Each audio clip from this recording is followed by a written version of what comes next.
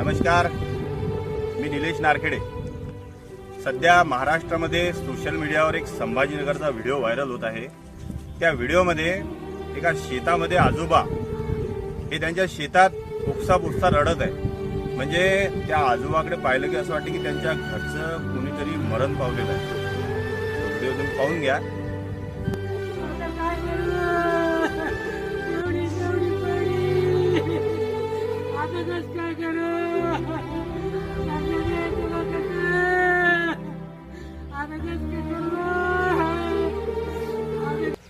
सरकारचं लक्ष आहे तरी कुठं?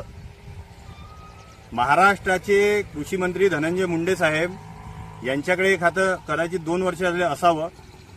शेतकऱ्यांच्या एकाही प्रश्नावर योग्य ते न्याय देऊ शकले नाही। सपशेल फेल ठरलेले कृषी मंत्री महाराष्ट्र राज्याचे धनंजय मुंडे साहेब आहे।